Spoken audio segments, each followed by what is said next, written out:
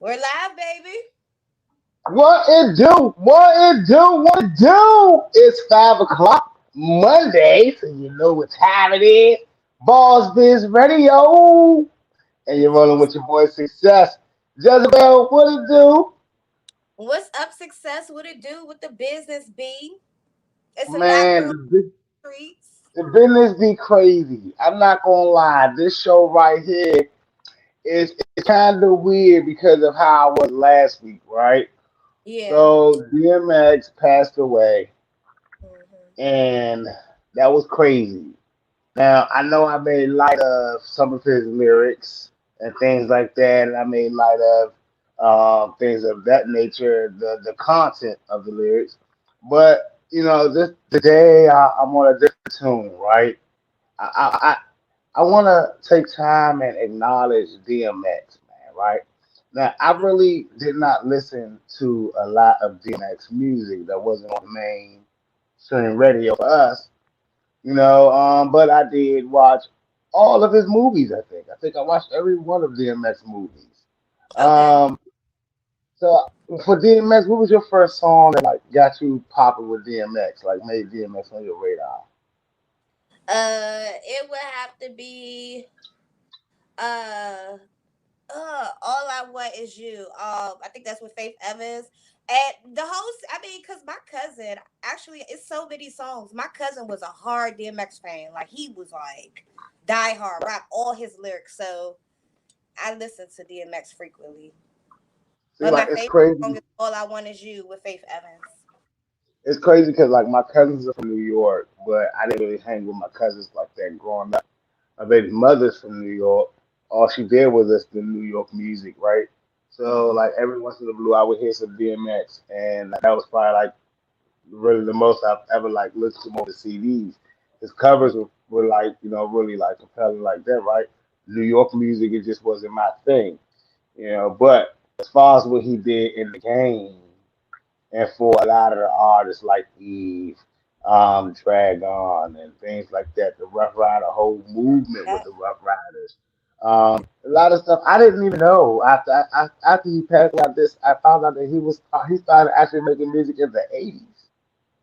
Yeah, that's what I found out. I was like, wow. Now it's amazing because I heard some old DMX, right? And his Uh-huh. first style was very much so like the '80s. So you could tell he was influenced by the rappers around him in New York. Hmm. you know, like growing up, that the cool Mo D's and like that, not that type of style, but that type of flow, right? And then at some point, he changed it to that real grungy, hardcore style that we now know and love, right? So Right. it's like, dang man, I did not know that this man been rapping since the '80s. And you see that they sold his mask. They're talking about now masses is a topic because there was rumors that Jay-Z and Beyonce were going to buy these masters and give them to his children. So that's a rumor? I didn't really.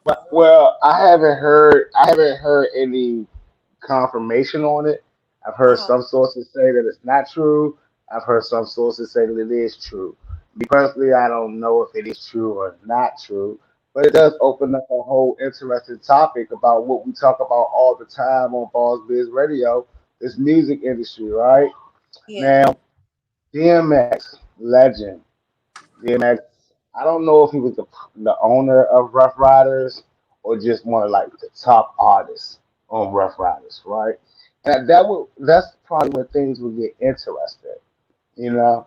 Mm. Now, have you listened to any DMX music in the past couple of weeks or Yes. in the last music past? And it wasn't on purpose. It was actually I was listening to the radio, and I didn't know how affected I was by his passing until his music. I was literally just driving, singing, and crying. Like, oh my gosh, it's so sad. Like, wow. Yeah, it's And I crazy. don't So, know like, that man, but I felt it. do you think that so the family? There's rumors, and this is allegedly that he passed away from a COVID vaccine and not a drug overdose. I did hear that. I did hear that. I did hear some other sources kind of saying, well, that's a reach. but we don't really know what happened. They're never going to tell us. And even if they did tell us, we'd have to believe that it's a little funny story anyway to it, right? But Right. let's focus on the facts like that. DMX was a drug abuser, right? He did abuse drugs, even if he did overdose or did die from vaccine. The facts of the matter is that we lost a legend, you Mm-hmm. know, at a young age. Um, seemingly, At a young age. yeah, 50 is young. You don't think so? 50 is mid age. Mid age is still young to just like drop and die. Well, okay. So I feel bad about this, but I kind of, I mean, like, it, I, it's shocking that Does he the passed drugs taint away. it? Does the drugs taint it? The drugs definitely change it. Yeah, and that's what's weird. Like, there's people that will not acknowledge the drugs. That's like a far fetch, right? Mm-hmm. But the drugs tainted a little bit. Not his legacy as far as in his music, Mm-hmm. but his legacy as far as like him as a person, right? Right. Now, a lot of people look at me and they talk about, oh man, you can't judge, you should not judge another person. And I find it funny because I don't judge anyone, right? Right. And I kind of put myself in a position with wanting to be on the radio and wanting to talk that I put myself in people's business, right? Because I need stuff to talk about. I need content, right? And Right. with today's world, they give us content everywhere. Everybody provides us content. Do I judge DMX for being a crackhead? No, crackheads in my family. You know, I'm sure that there's probably stories of people that ODing that I don't know about. You know, and I'm Yeah. sure that that's not the first person or the only person whose family members know someone that's dealing with that type of problem. My Right. thing is this: a lot of people ask me why was I so hard on DMX, and I'm like, all right, I'm not hard on DMX because DMX is a person, right? I'm Right. hard. I'm hard on opportunities and not realizing the opportunities in front of us. Mm-hmm. I don't think that DMX even realized the full opportunities and full potentials in front of him. Somebody told me that I'm addicted to weed, and I don't want to argue the facts or nothing like that. Is it an addiction to weed? I don't know. But my rebuttal to him was I've never heard anybody OD on this. No one has. You know what I'm saying? Yeah. Um, like someone didn't just this stuff weed can grow in the backyard and we smoke it all the same. But we're talking about products and drugs that are like the hard stuff. Like I really don't like the hard stuff. I really don't like the fact that there's people in my family that does the hard stuff. Am I hard on them? Yes, because I want them to live. But to his defense, he said he didn't choose the hard stuff. The hard stuff chose him. That was what I saw, right? Now, I like to play devil's advocate a lot. Mm-hmm. And in devil's advocate, I'm 14 years old. Someone introduces me to something. Um, and at that point, I decide if I like it or not, right? Mm-hmm. Now, maybe at 14, there's some power in you that you can't kick this. Mm-hmm. But Your we t- talking about now. We talking mm-hmm. about now 30, 30 and have reached success. 40 and have reached success. You know what I'm saying? So we're not talking about options of someone who doesn't have anything else but the rock or the corner. This is now, once you reach a certain level, you have to search out for a certain type of drug, right? I mean, yeah, crack will always be there, coke will always be there, weed will always be there. But what I'm saying is, um, on a lower level in lower tier neighborhoods in the communities that DMS grew up in, yes, they will be on crack. There will be crack, heroin, all types of dumb shit because that's low tier. You know what I'm Mhm. saying?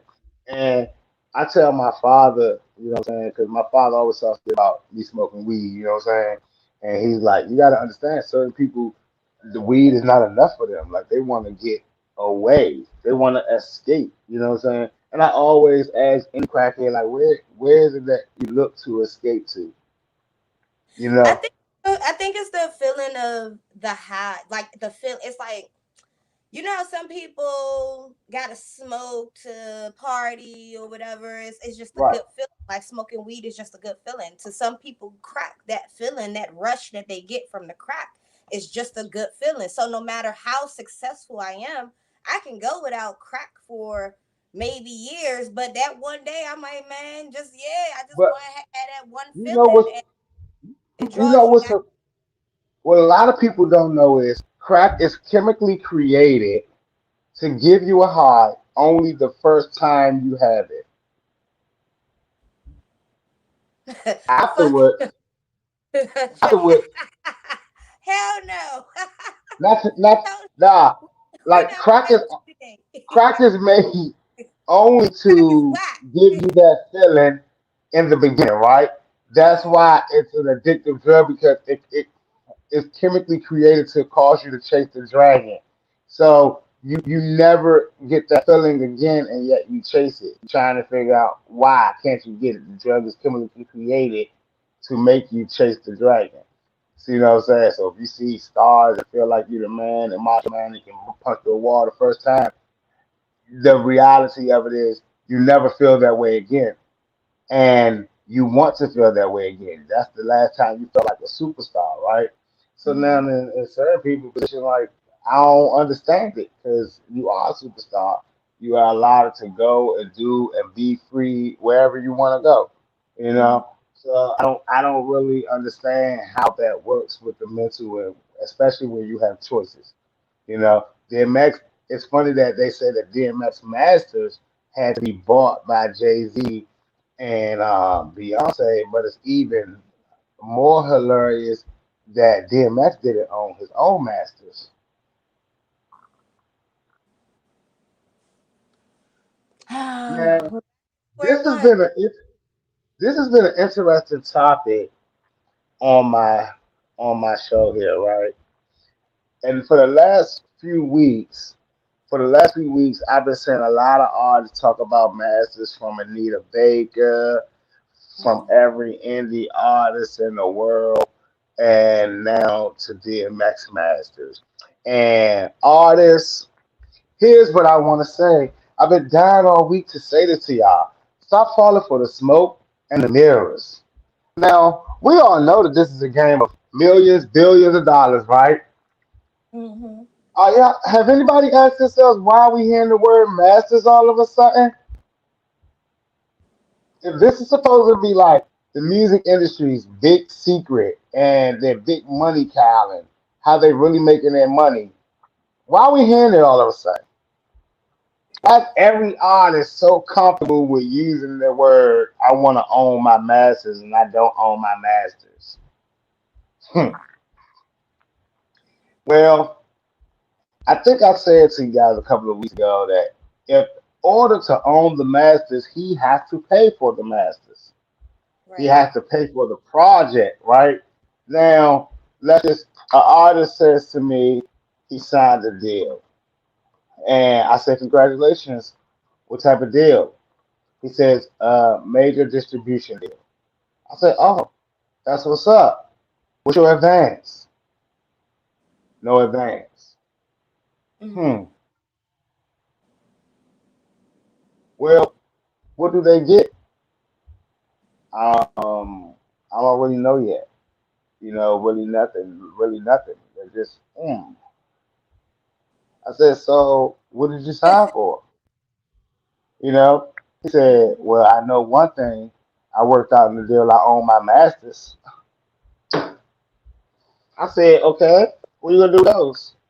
What does that mean? What do you plan on doing with that? I'm Mhm. like, okay, let's just keep it a buck. Why do artists? Let me ask y'all why. Let me answer the question: why artists want their masters all of a sudden? Because when they're done touring, when they're done being relevant, and them phone calls is coming in, and y'all watch those movies, and they got that little snippet at the beginning of the movie, and it starts right before their verse start, or it's chopped up a little bit. It's like, wait, that's not how the verse go. You know what I'm saying? It's like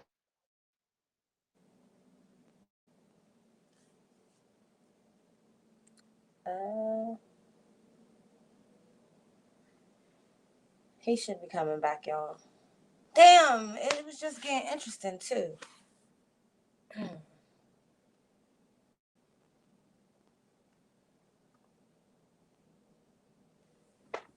Where's my phone?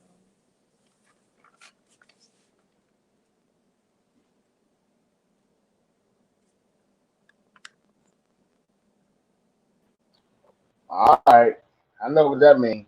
That means that I'm telling y'all too much. Shit that got real just now. I was that like, means damn, we just that getting to means the that, juice. that means that I'm telling y'all too much. But when y'all hear all them little snippets and snazzies and jazzies like that, well, all this 9 times out of 10, I'm not being hit up for these, right?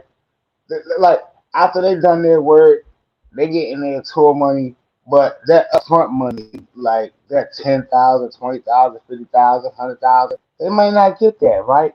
They may have to wait for their money to come on the back end. All the while, there's a lot of people eating on the front end. So Mm, they want their masters. And they feel like they're owed these masters because I made you billions of dollars. That's what they all say. I made you billions of dollars, and I've only made millions. And like they feel vindicated by that. But it's like my mama house. You know, yeah. yeah, she pays all the bills and everything when I was a kid, you Mm, know. But now I'm making money and now I'm doing my own thing and now mm, I'm grown. Do I just say now I own her house too? I mean, yeah, I grew up in here. She paid mm, all the bills. She did everything straight, but that was my room. That was mm. my room. I want to use it now, Mom. I want to sell it and rent it out and let. I want to start making money off of it. Why do you get to choose to do with that room? Well, my mama gonna probably tell me, "You don't get your tail out of here." She Mm, may smack me, but the reality of it is that's their house. They mm, built it. They made sure all the bills, none of the lights ever went off. You never went hungry. You know, mm, you always had. That's what my mama say to me. Did you ever go hungry? Did you mm, always have? You know, now you don't live here anymore. You don't get the benefits when you cook your own meal, because that's what like a lot of your artists ask. I want to be indie. That's what indie is. Now you have to go cook your own meal. Now when mm, electric bill come in, you got to pay that electric bill. mm, Now, when something breaks in the house, you got to go get it fixed in the mm. house. Ain't no more, Mama. I need this, Daddy. I need that. Right. My 19-year-old learned the harsh reality when he didn't want to be. He says to me, Dad, I work now, so I don't have to do chores. I said, well, so that. I said, well, I'm gonna tell you like this. You got 2 weeks. You can either get along I'm gonna do your own thing. Because in your house, you don't have to do chores. Because Mhm. in this house, you're gonna do whatever I say do. He no longer lives here. He now lives wherever he lives. Oh no, wait, you said he no longer lives there? No, Oh, he decided to do his own thing. he wanted to be indie.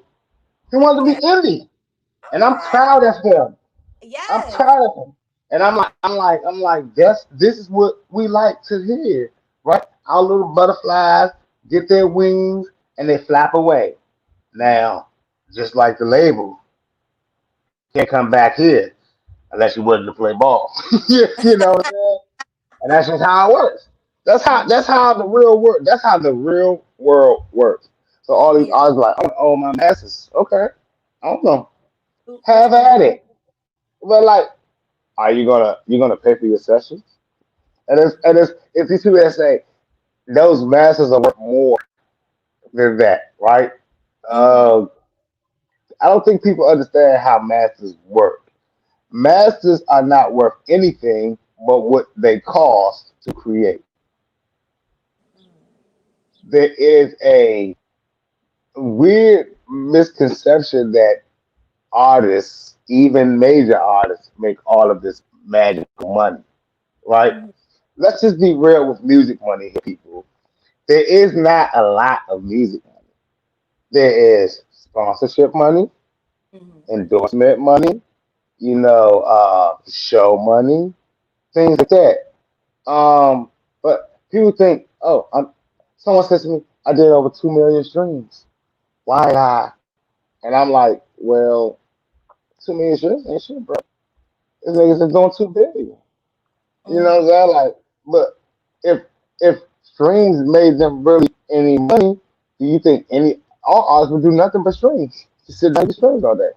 Yeah. But that's just not how it works. You know what I'm saying? Like, I Yeah. mean, if Drake did nothing but got streams, he would be Drake. It's the fact that Sony, I mean, it's the fact that Apple said, shit, I like it. I want to give him 25 million.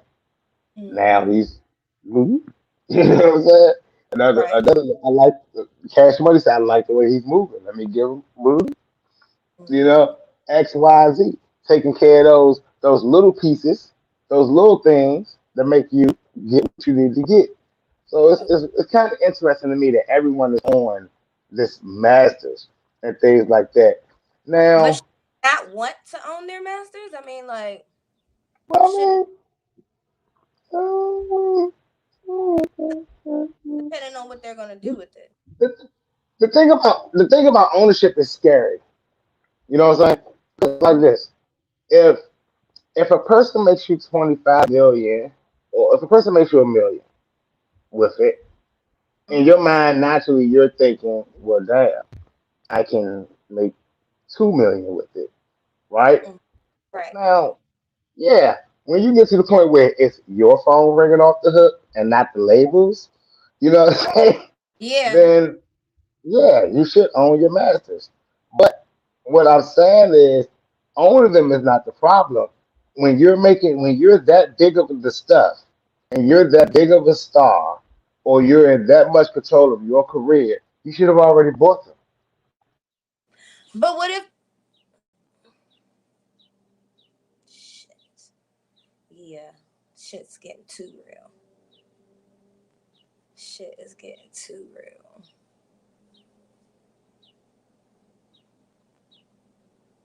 Hold on, y'all.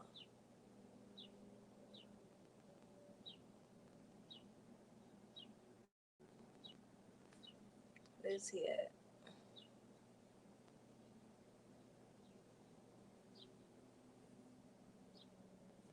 Mm-hmm. Chef Tony. I don't know why they keep kicking them off, y'all. Hold on. This is getting weird. Hey, I don't know what's going Yes. on now. Okay, so before It's you, a I'm little gonna windy outside, but that's about it. But like, yeah, I'm if you gonna already ask a question. What if they have the money that they think is enough to buy their masters, but now the label is makes it kind of impossible for you to own it? see, that's the And thing. Like, that's the thing, right? That's why I say if you already on top of your business, you already know the books, you know the ledgers, right? So nothing can come outside of that ledger. If every label has to keep a ledger, everybody knows this. Every label has to keep records. You have to keep records of your stuff. So you're going to your label and you'll say, I need to see the ledger for if you done one album and now you want the master to that album or you want the master to your whole catalog. You know what I'm mhm, saying? It'll be let's say your first album was Money on Your Mind, your second album was Life the Richest, your third album was Fame, right? They're gonna say, I this is how much it went into making. Like, this first album was maybe 100,000. All right, this second album was maybe 300,000. The third mhm, album where you got a million. You know what I'm saying? So now we're already talking about 1.5 million right there. Let's say 2 million that we're talking about. So now they're gonna look at, okay, it's been it took 2 million to make this album, and let's say that this contract was a 5 year contract. In these 5 years, this album may have made these albums may have made 2 million a year for the label, or 3 million a year for the label, right? So they mhm, look at it like, all right? Now this artist has made me 15 million. So now you're gonna ask this label, you want your masters, the numbers are right there that it's made them 15 million. So you know that right now you're in order to buy this, that's the starting number. You know, Mhm. now is there the room for negotiation is up to the owner. You know what I'm saying? Like Mhm. it's up to the owner to negotiate that. But that's why a lot of artists, when we look at the real big artists, when they leave a label, they ain't out there performing old records. Mhm. They get in the studio with the new team and they start Mhm. pushing them new records with their Mhm. clout and their own masters, their own records, right? So now Right. it's like, hey, I'm gonna still get paid for these old records. They can have all the masters of those, but I'm here over here now with the records that I own, with the masters that I own, and I'm Mhm. building up that brand, right? And that's Right. how that works. Artists that sit and fight, artists that fight for their masters, be done after they fight. You know why? Because Why? the legal battles that go into it drain you with money. You know what I'm saying? If you eventually do get your masters, at that point, your value has depreciated. You know what Mhm. I'm saying? Because you spent years fighting for your masters, and since you're fighting for your masters, you're not working. Mhm. The label Right. has already replaced you and created another you. And by the time you own your masters, it's 5, 10 years down the road. They announce you finally own your masters. You old out of the game. Now you're just doing commercials, and you up there go chocolata, chocolata. You know, Hey, I mean, Taylor I Swift. like that commercial. I love that commercial too, but I wish that they knew. You know what I'm saying? They just figuring out ways to just keep making money. You know what I'm saying? But I bet they wish that they were still torn with the labels. You Mhm. know what I'm saying? Like a lot of people act like the labels is just this bad, this big evil playground. No, it's a circus. It's a cycle. And let Mhm. me see, Taylor Swift. The crazy part about Taylor Swift is she didn't own none of her stuff, and it didn't matter to Taylor Swift until her friends owned it. You see what I'm saying? It's like ho, the label can own me, but I don't want my friends to now own me.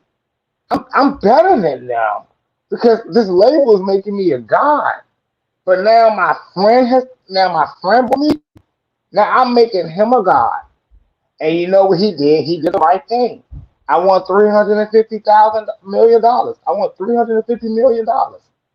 Taylor Swift ain't got that kind of money, but her catalog is worth that type of money, right? Because like I said, a catalog is not about he Oh, and and see and when people say that. Okay, and I probably will get in trouble for saying this, but y'all know I love the world. But when people say owning the catalog, it's more than just masters involved with that. There's publishing, you know what mhm. I'm saying? There's probably some distribution money that comes along with that. So and there's all types of bonuses that comes along with that. So it's like if a person owns my catalog, they own my publishing to that catalog. They probably own my publisher admin to that joint, all Mhm. types of crap, right? So now that is a whole nother show. That's a whole nother show, right? That's a real tricky conversation and a real tricky topic because a lot of people don't even understand that, and that will go over a lot of people's heads. You know what I'm saying? But these Yeah. record labels are in position to put us in position to do what we need to do, and those that learn the business from the labels are able to function as one. Those who don't end up getting used by them. But at the end of the day, you you have to pay to play. Artists pay to play, everybody. And I'm not. And I know everybody hate this word budget, but artists pay to play. Whatever that artist gets signed for, whatever that artist, every artist broadcasts how much their signing bonus is, so that they are letting you know what their budget is. You know, they're not telling you I signed for 200,000. I signed for 200,000 for nothing. They're letting you know that now they're in the 200,000 club. They're letting the industry know that if Mhm. you're a producer out there and you're in the 200,000 club, we can work. Now we can work together. You know what I'm saying? That's why they broadcast that because like I tell everybody, J. Cole told a story about when he signed his deal with Rock Nation, and he was super excited, and he walked down to the studio and met with Kanye West, and Kanye West asked him, "How much did you sign for?"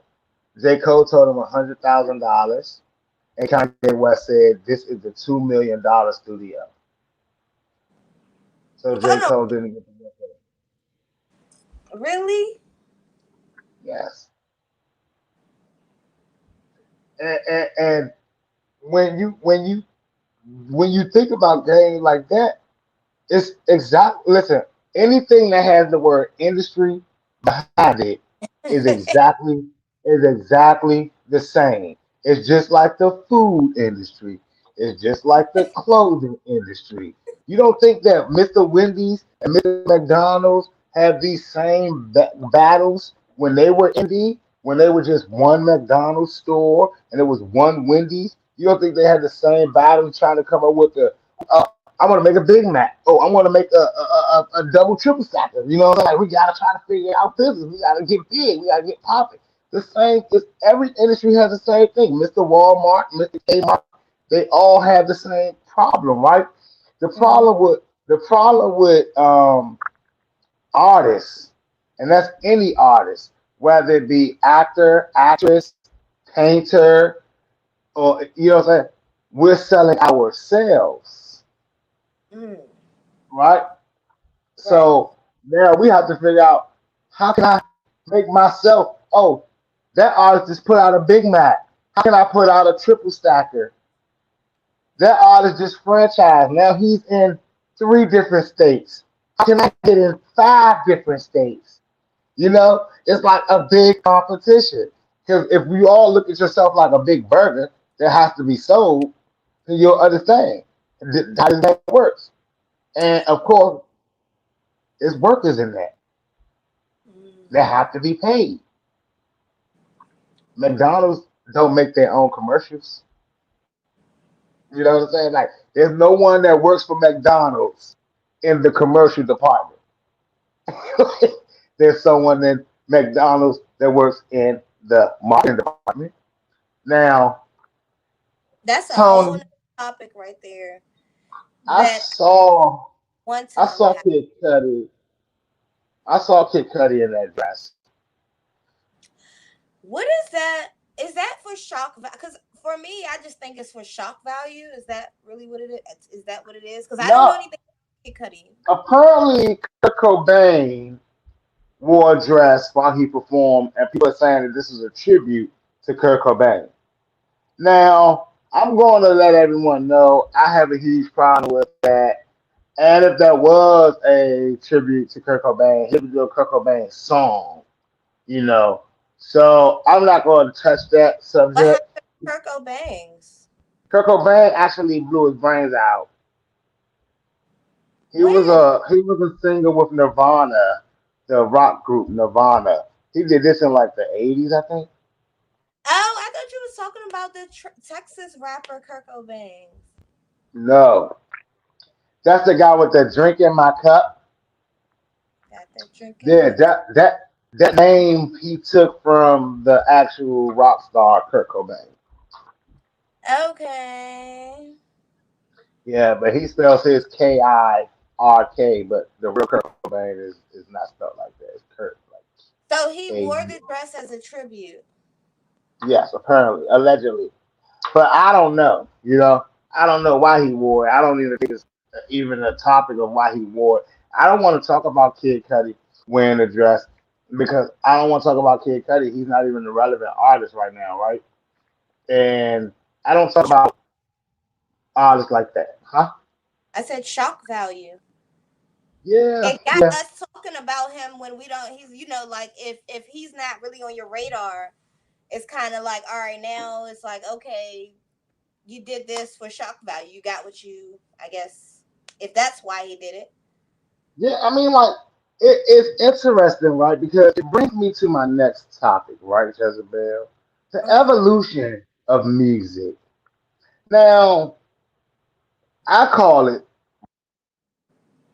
rappers are very scary these days. right? And in their mind, if I can just rap, if I can just sing, stay safe, then why not do that, right? Hold on one Yeah. second. So when I look at artists and I see that they are doing things like wearing dresses Hmm. and um, doing a lot of weird stuff, like weird stuff. I know what's going on, right? A What, lot like of you artists, diamond in your head? yeah, yeah, like see, like to me, that's not weird, right? That's over the top. That's called extravagant, extreme, right? That's real life and attention junkie, right? But the over the top stuff is sliding down the devil and dresses and wearing dresses. And I seen one rapper with his nails done. They're doing the feminine stuff, like turning into women, trying to do what the women are doing, and then the women are doing what they're doing. Because see, the women are safe, right? The women are safe regardless. They ain't got nothing to worry about. Yeah. They're gonna sit up there and if they rap gangster, nobody gonna challenge them because they're women. And if they rap subtle or soft, they're gonna love them because they're women.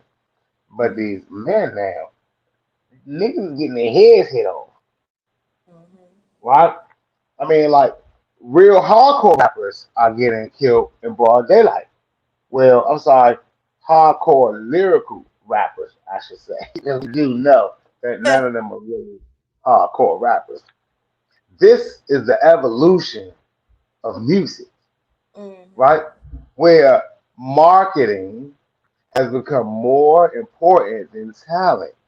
Hmm. So we ask ourselves in our own communities, who is safe? Who's the only person that, if there's a big bully in the hood, who's the only person that he bet not touch? The gay guy, the weird kid, the slow kid, the weird kid, and the gay guy. Right? So now you got all these artists that just seemingly we're targets. Our rappers are targets.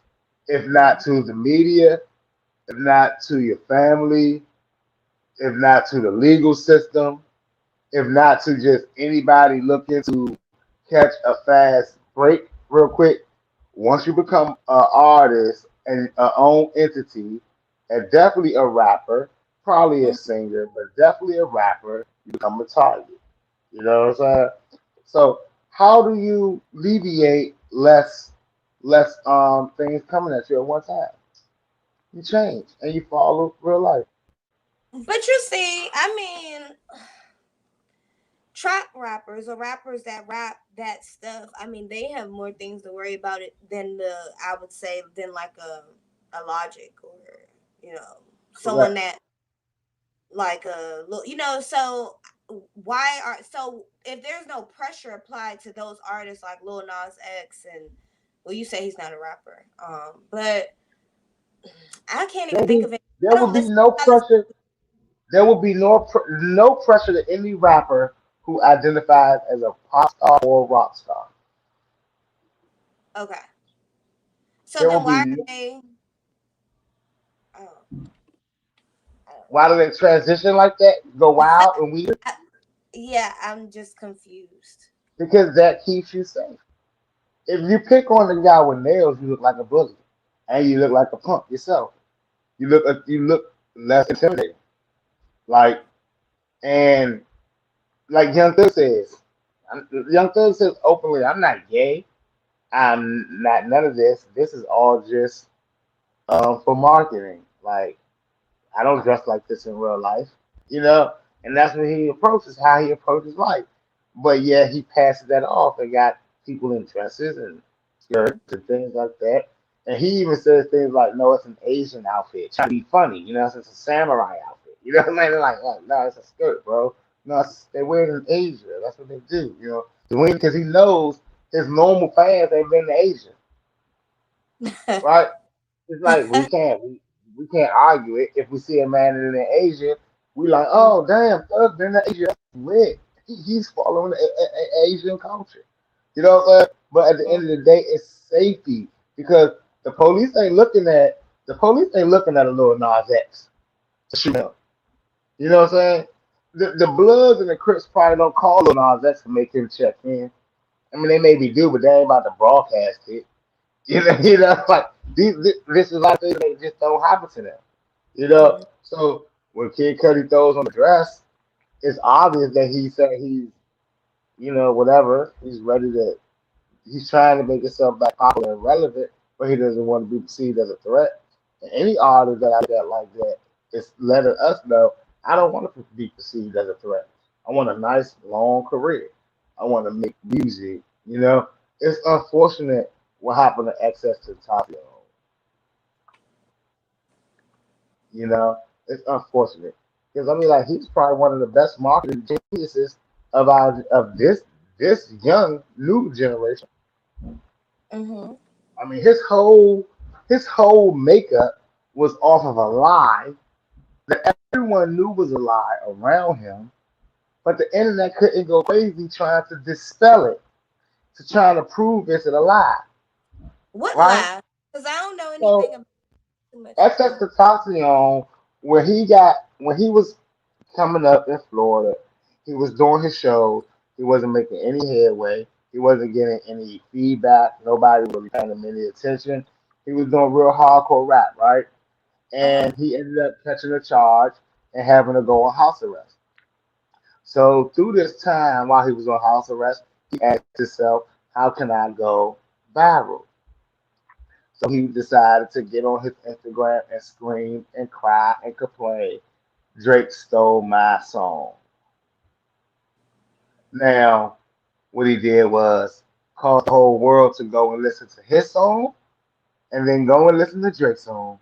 Because they all wanted to know, did Drake steal this kid from Florida on house arrest song? No, he didn't. But because it was a big thing on Instagram and social media, the whole world had to look. We had to dispel this. Mm-hmm. So it's amazing.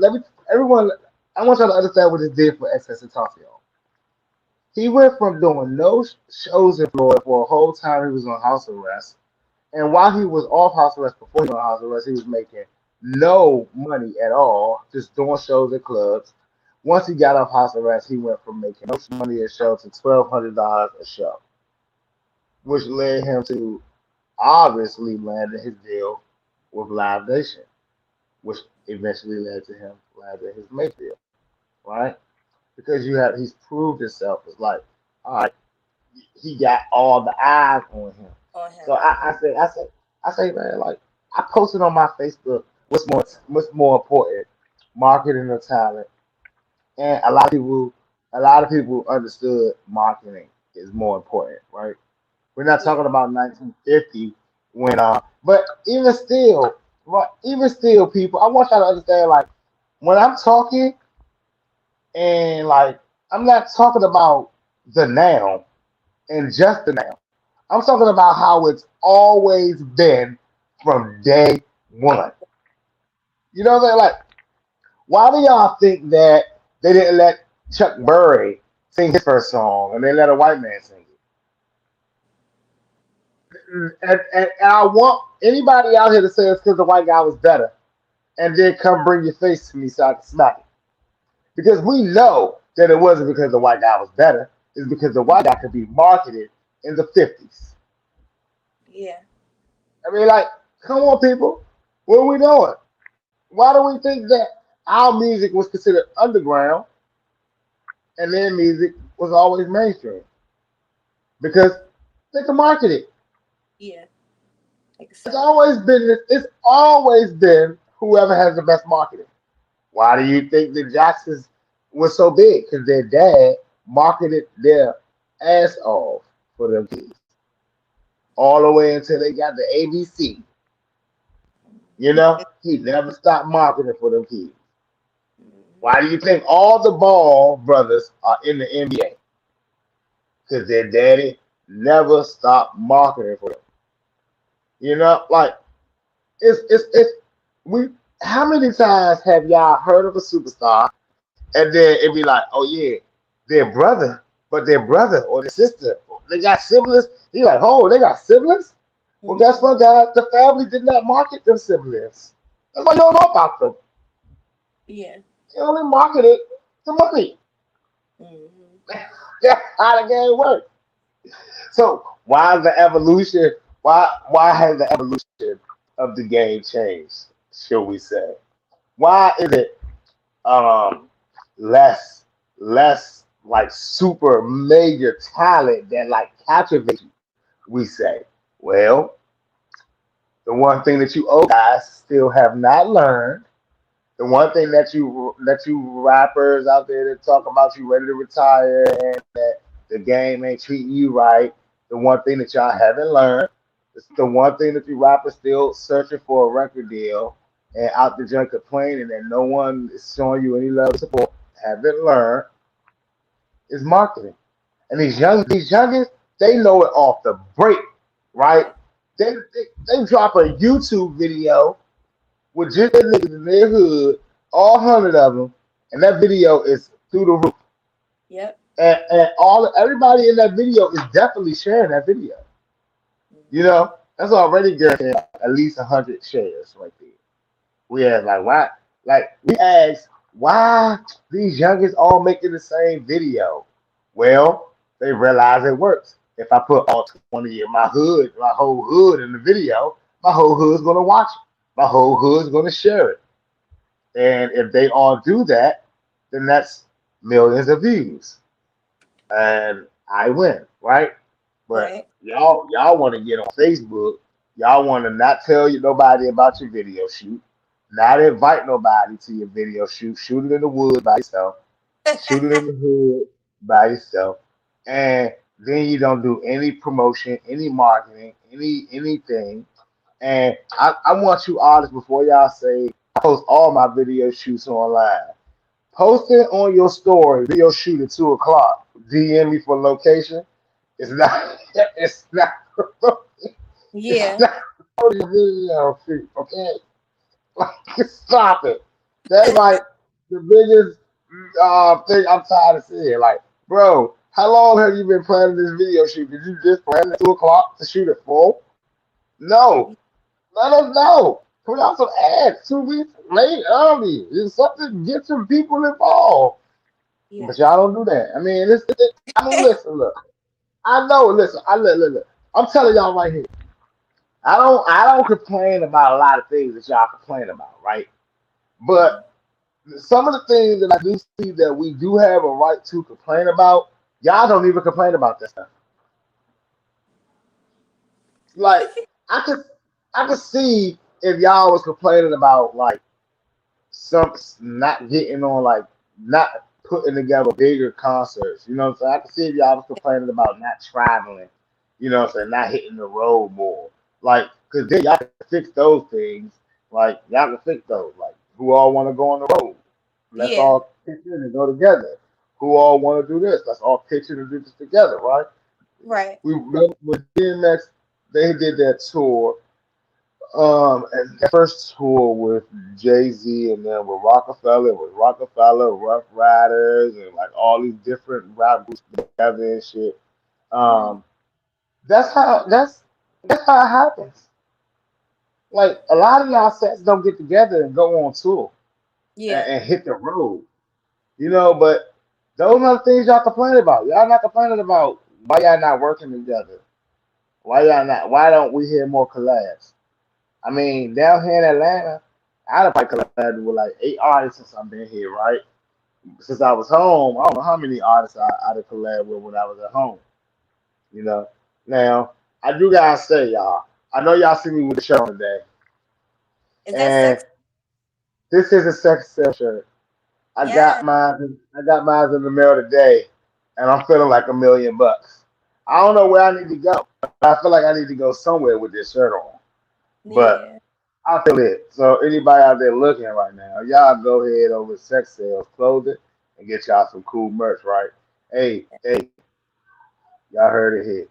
So, Yes. but I'm trying to tell you, Jezebel, the game is wild, right? It's all about marketing. It's all about marketing now, and it's always has been about marketing. It's just now that it's now shame on you. Let me see if you can see my face. It's now shame on you, right? It's now shame on you if you're not marketing yourself and promoting yourself. It's now Right. shame on you if you're still waiting for some magical Anna to be sitting in your club and pick you up and sign you and take you away off your feet, sweep you off your feet. And it's now shame on you if you're complaining about the ladies winning the game right now. Because we know why the ladies is winning the game, don't we? Broke niggas don't deserve kitty.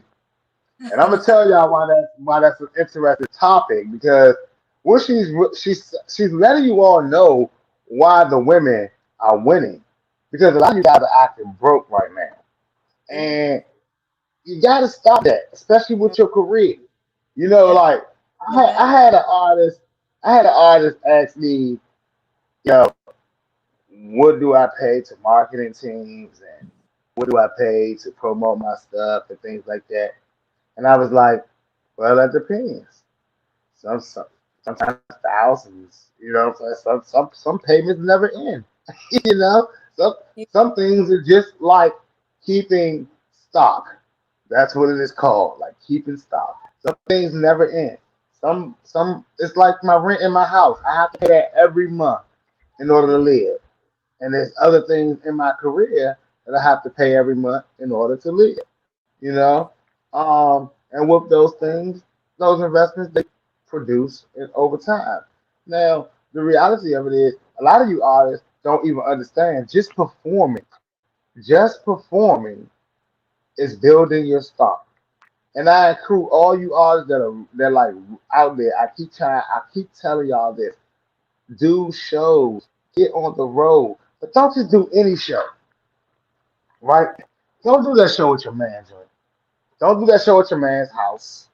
You know, don't do that show not for free, not for free. Like if you want to do those shows, they have to come. Those are called upfront cash shows, right? You ask your friend if he asks you, you want to come to my cookout to perform? I mean, if you think you need that type of exposure, then be my guest. But I'm gonna tell you like this: if your friends and family want to see you perform, make them buy a ticket, right? Or pay you for your job, your talent, right? But I'm talking about finding yourself real, legitimate venues that are registered and that are paying for licensed things to be listening to your music and to have you in there. I'm gonna tell y'all right now. I'm gonna give y'all all a gem because this is one venue that does it really well in the DMV area. Red Lounge. Everyone asks me, a lot of people say, why you go to Red Lounge? It's a hole in the wall. It's dead, dead. Well, first of all, Red Lounge was not dead. You know. Second of all, it's not a hole in the wall. It has two levels, and most of the time, one of the levels is lit, if not both, right? But most of the time, one of them is going to be lit. Plus, Waffle and Bar are really fucking cool. And Yeah. Bo, shout out to Bo because Bo has been one of the realest niggas since I ever met him, right? And I Yeah. don't want to call him one of the realest niggas. He's one of the realest brothers I've ever met since I've met him, right? And let me tell y'all a funny story about when I first met Bo. I first met Bo, I walked into a show. I swear everybody had like 150, 200 people in the show. Now, I'm walking around and I'm literally just bumping everybody because I'm in the show like a tourist. I'm like this. I've never been to Red Lounge before, right? And I was immediately blown away because of the crowd in there. It was a rally show, and Bo could tell that I was new and out of place. You know Mhm. what I'm saying? Because it was really packed in there. And I was by myself, and everybody else was mobbed up to set it up. And he says, "What's good? Like, what you doing here?" And I'm like, "Well, I was trying to perform, but there's too many people in here. I don't think I'm gonna get on the list." He said, "I'm not gonna hold you, bruh. What you do?"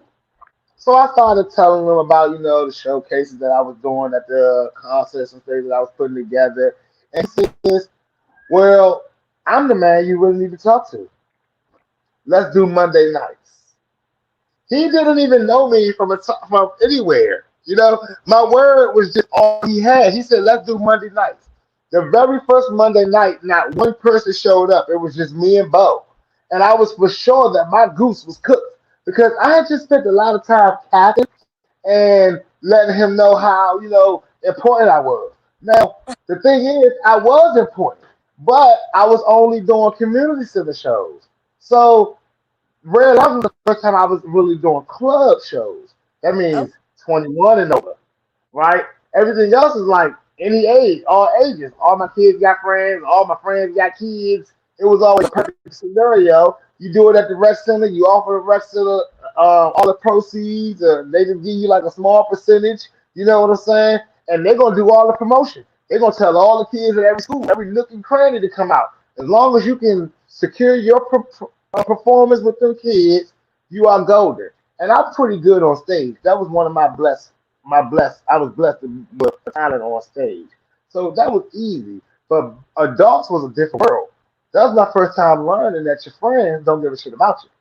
You can tell them all week, all month about your damn gonna show. They ain't gonna show. You know? mm. They just don't give a shit.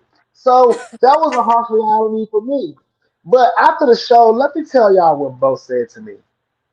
And this was where it gets really interesting. He said, well, we'll get them next week. And I said, next week? Again? He said, yeah, we're going to do it again. I said, all right. Next week, one artist showed up. One artist. She did her thing. That was Lover. That was Lover. It was me, Lover, and Bo. She did her thing. After that, we stayed there till like 1 o'clock in the morning. 1 o'clock came up. Bo came to me and said, well, it's going to get better. We get them next week.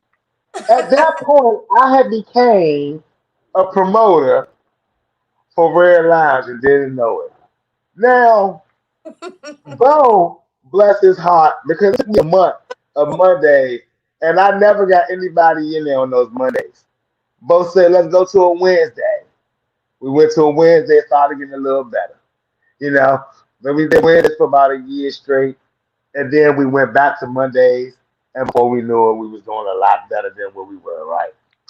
Oh, So shout out to Bo, that dude right there, Lawless Relentless Gang, man, they doing their thing.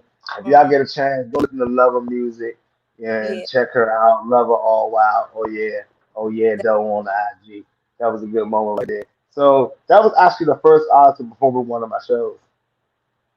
Okay. Yeah, I fucks with Yeah, Love and Music and definitely fuck with both. So yeah, he good peoples. Damn six. He said, we'll get him well, again next Monday. That's the yeah, like I was like, all right, like coming home with no money. You know, spirit. no money, just doing it for the love. And like I tell a lot of people, like a lot of people don't understand. Like me, I love music. I love putting together shows. I love moderating and curating events. Right. Mm-hmm. Um, and it's crazy because I would do it for nobody. Now, I was brought up a different way because I didn't start doing music like as a little kid. I didn't start doing music until I was 23, maybe 24, years old.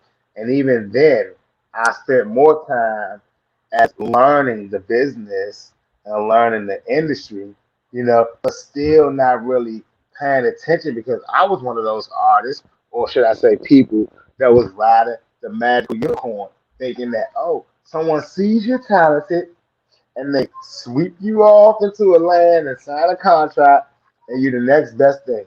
And honestly, I That's spent not how it about, works. no ma'am, I spent 7 years in La La Land thinking that. Mm. And those 7 years are crucial to an artist. You know what I'm saying? Like the learning curve is crucial to an artist. And that's why it's recommended that an artist starts in the game at about 7 years old. Uh, And a lot of what? people don't understand that it's recommended that an artist starts in the game at 7 years old.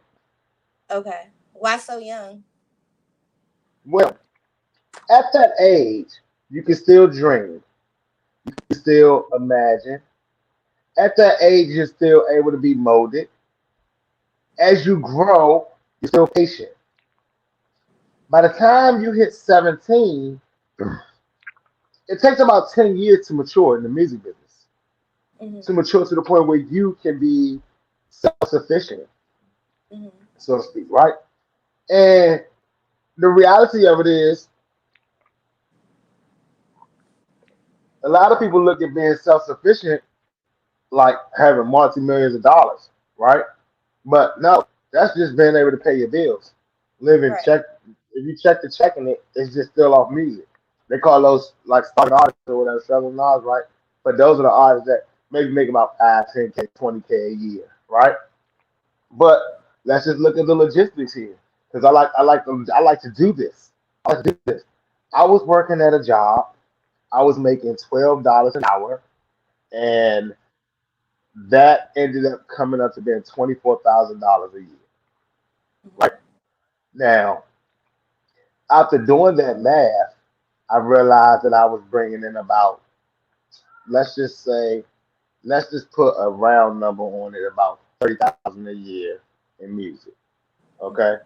Now, of course, until you put stuff on paper and start looking at things logistically, you don't understand, right? Right. So I'm looking at my paychecks. I'm like, okay, I know that this is going to be 400 every other week, right? I know what my checks are going to be. But then you look at your music and it's like, all right, I get paid every other month, you know? So it's like, all right, every other month I may bring in 2,000, 2,500, 3,000, whatever the case may be. And then it's like, hmm, I went to work and I made 1,200, another 1,200, that's 2,400. But then I get my music check and that's 3,000. So I'm like, oh man. Now, what did I spend most of my time doing? At work, doing a few shows, right? The reality of it is, what if I had done more shows instead of being at work? Yeah. Now, would I have made 6,000? You know what I'm saying? Would I have made 10,000? These are the things that we ask. Now, and the panic that we all have: how am I pay my bills? How am I pay my rent? How am I pay my mortgage? Well, again, look at the math. You paying $1,500 a month. $1,500 a month. You're paying roughly $25,000. So if you've made 30K a year off of your music of just working, that's your house. You know. Yeah. That's true. Now, a lot of people don't think like these. Don't think these logics. Don't think these theories too. Now, and we're talking about just performing. We're not even talking about. I'm not even talking about. I'm talking about just performing, just hitting the show Monday through Sunday every night, being in a different club. That's registered and licensed. You know, so that's the difference. So if my home is about 25,000 and I done made 30,000, all right, I've cleared 5,000 for the year. But then there is deals and there's things like that. So now that's where my distribution kicks in, and my other things that I'm doing, because there's other shows and there's other entities up in the music industry that you do. There's sponsorships. There's I mean, look, I wear clothes. You know, like a lot of clothing lines send me stuff, and I'm blessed that they send me stuff. You know what I'm saying? A lot of people pay me to market their stuff, pay me to promote their stuff, pay me to just say their name, shit like that, and that's pretty dope, right? But like, that's a platform that all artists can build for themselves. I'm not telling any artist to be on the radio. I'm on the radio. It's my thing. You gotta do your own thing, right? I'm telling you that we have to, as artists, figure out ways to push our brand every second that we get, you know, because that's how we make money. So why is the new game better than the old game, or is the new game better than the old game? Or has the game always been the same? Hey, and like what's crazy is I think that's the probably the most correct answer. The game has always been the same. It's just technology has changed. You know, Yeah. the the the where they used to get a shiny nickel back in the 50s and be happy with that nickel. Now it's a shiny 100 because Hmm. currency has changed. you know. Right. But at the end of the day, I asked them, dang, if all these artists are struggling and all these artists are not selling and all these artists are saying that they're not making no money, why their house is bigger than mine? Why we don't see why we haven't seen not one of them at work, not one of them hit the stage, not one of them doing anything.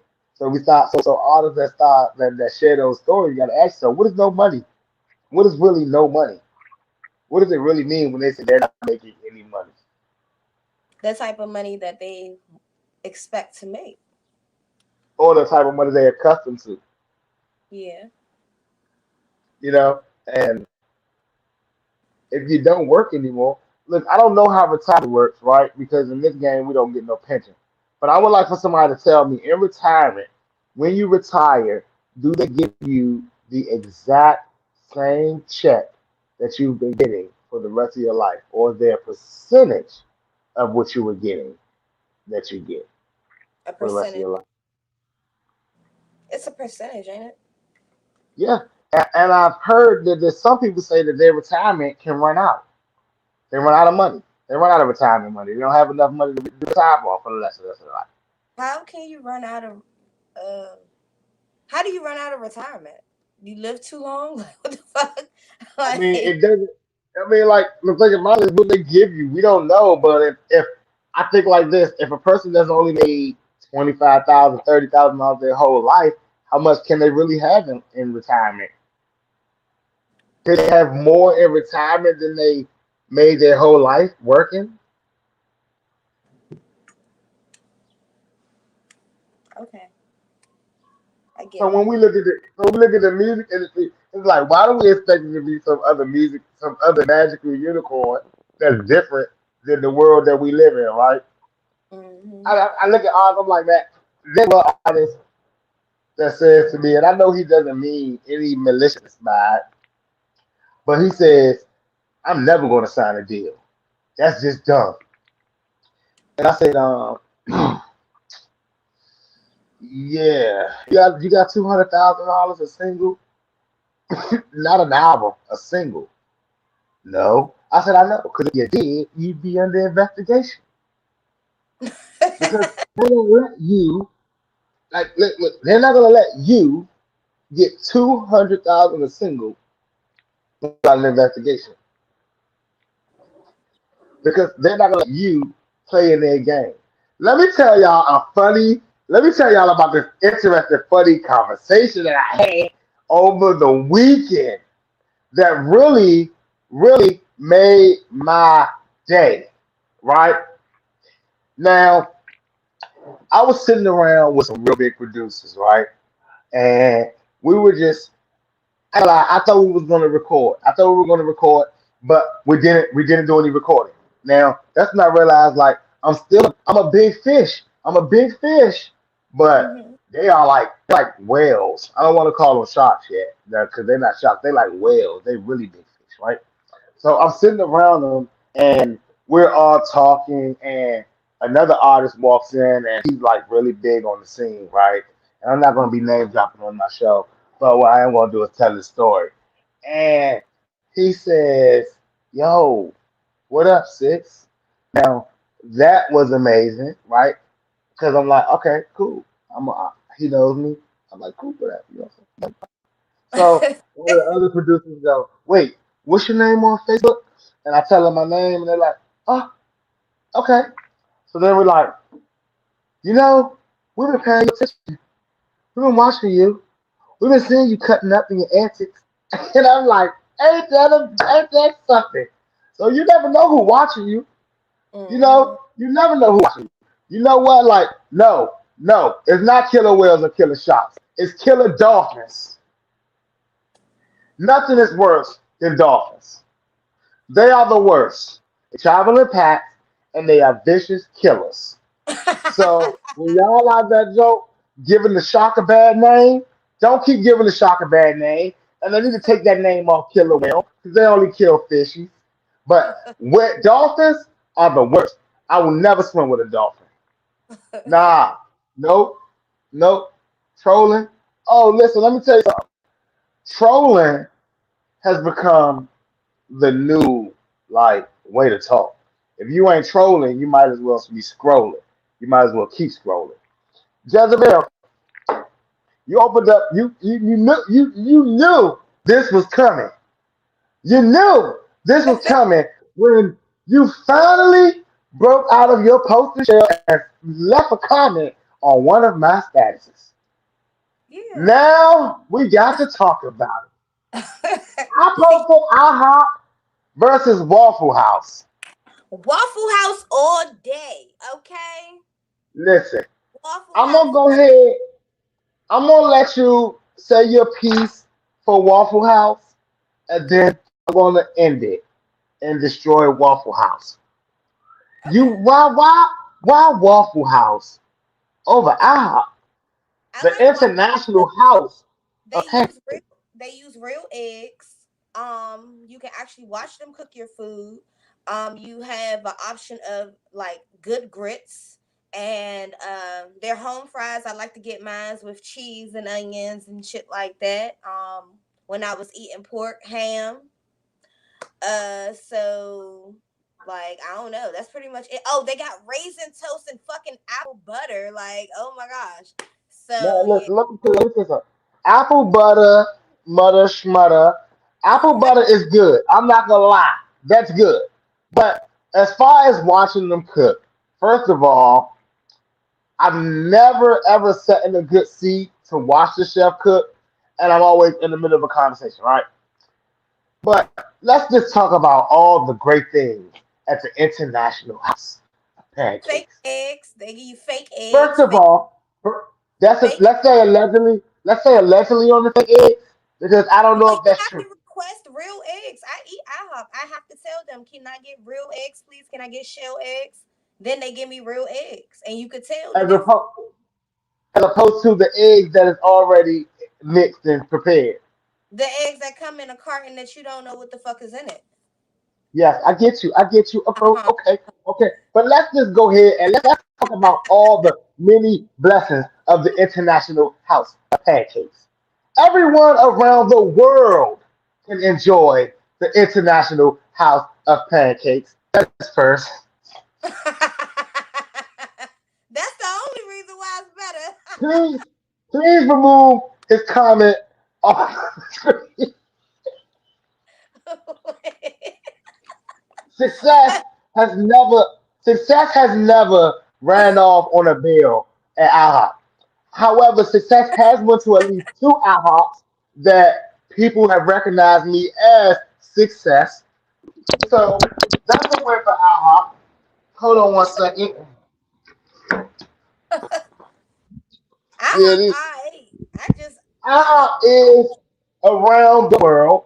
IHOP sells real waffles and not a pancake waffle that is too greasy and not delicious at all. And it looks like it's wheat. It looks like a wheat waffle. I have del- never seen a wheat waffle. delicious. Secondly, secondly, social media has not been well to the Waffle House. First of all, Waffle Houses are known to fail their health inspections. We've seen a lot of them getting bees and then having to go into what they call cleanup mode, and that's nasty. Secondly, Waffle House, if I click on Waffle House on social media, I will find footage of a fight in Waffle House, a shootout in Waffle House, or some type of brawl, just all out brawl in Waffle House. I would Now, not. Waffle House is almost as worse as Denny's. But it's not. Denny's is worse. But Waffle House is trash. And the reason why you know that it's trash is because it's only in the South. Any place that will not go up north, they know better. Because see, in the North is a thing that we call LSA Qua. You know, it's a certain type of LSA Qua that you have to have to be in North. And Waffle House lacks it. You know, we don't like little short buildings. We don't like greasy white tees. You know what I think about when I think of Waffle House? You have never seen the movie Legion. No. In that movie, there's an old diner, there's a cook, who shirt is dingy. He likes to dig up his nose and do nasty things while he cooks. He kills the bugs with a spatula and then flips the pancakes and whatnot. That's how I imagine at Waffle Houses all Hell the no. way around. I believe that whoever cooks, everyone that cooks at Waffle House scratches their butt. Probably in the bathroom. So Waffle House is on my list of restaurants that I do not go to. We But was you the don't know last what time, put your food in the back at IHOP because you can't see the shit. At least at but Waffle House, you can see what the fuck they doing and I what the trust. fuck they cook and If what I happened. want my food, if I want my food cooked in front of me, I go to Benny Hanna's or Kobe's. Look, Um, I trust IHOP. It's international. It's IHOP is international. okay. I mean their pancakes, they have the best pancakes. That's what I will say about IHOP. But as far as like when I don't eat pancakes and I'm just going for eggs, meat, and some potatoes, you're not IHOP. Well, Waffle House. And IHOP Waffle it is. House cheaper. And they give you real eggs. Like, And oh my IHOP, God. No. if y'all want to, you know, do a special success meal, I would definitely like that. If y'all are looking, I would like a success meal. That would be French toast, um, links, uh, corned beef hash, eggs, and y'all keep the other stuff.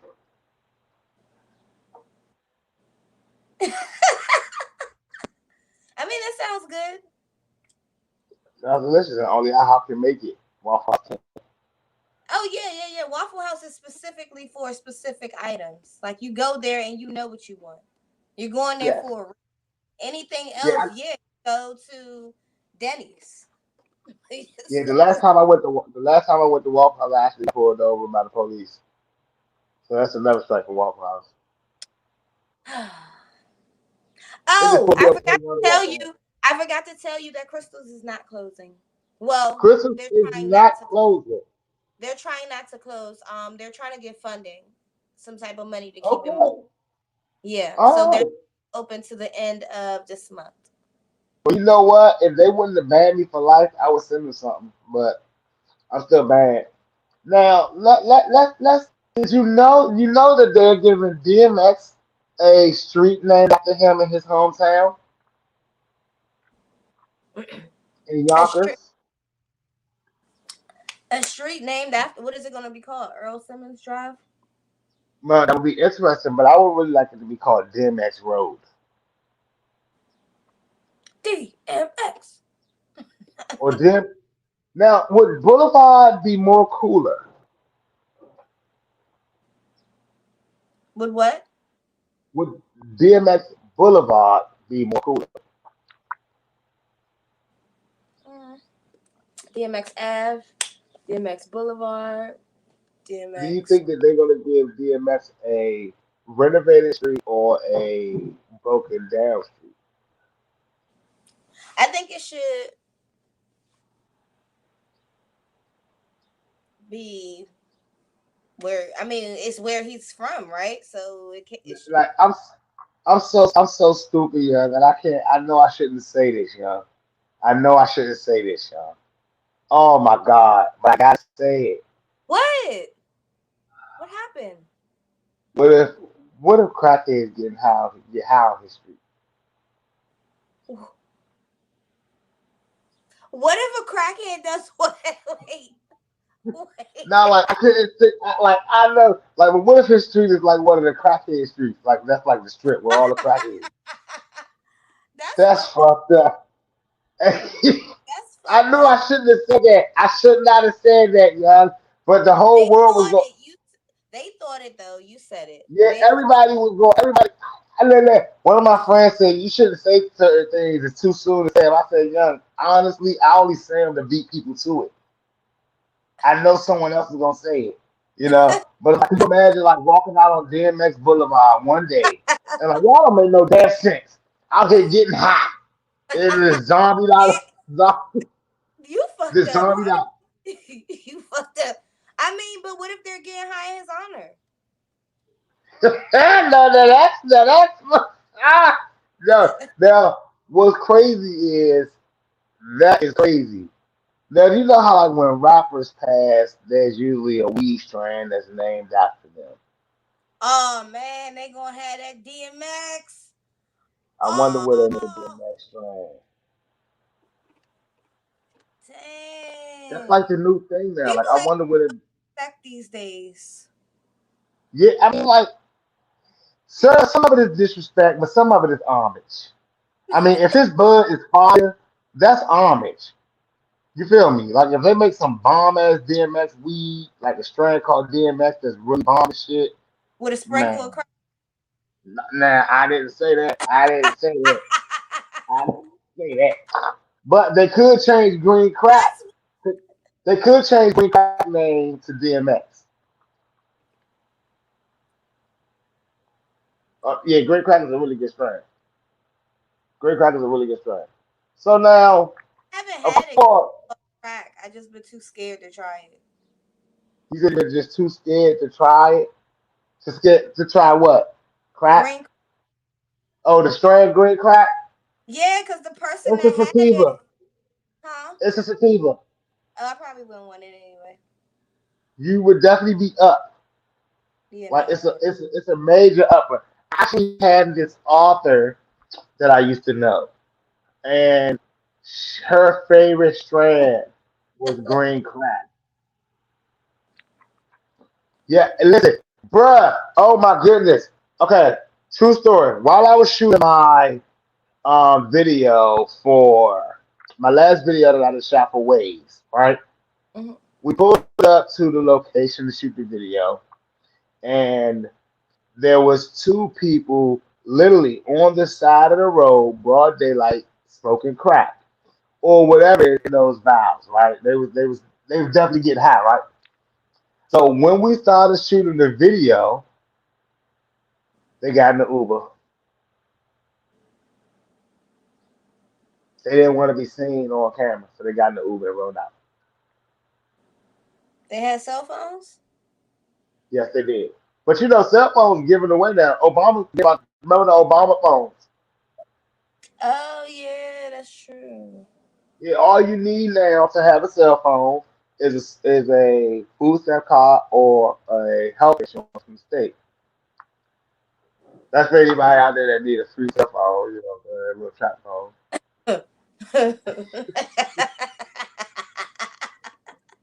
Nah, but like honestly though, I've been getting into it on old book again. You know what I'm saying? A lot of people have not been trying to understand. I want to say something to all these labels that's popping up, y'all. And I'm actually about to launch a label hmm with with a producer with Get Richard, hmm and it's about to be lit. But I see a lot of labels that's popping up and doing things right now. A lot of artists have been asking me, and this is where we come to my Success Express question of the day. A lot of artists have been asking me about signing and like what should they be doing and who should they be working with, and it's royalty time. So now a lot of artists that have been listening to me on this show have been in my inbox and they don't know what to do with this money now. Like hmm one artist, he brought in some good dough and he started shooting a whole lot of videos. Another artist, he brought in some dough and he's trying to figure out how to promote some of his singles and push his singles out.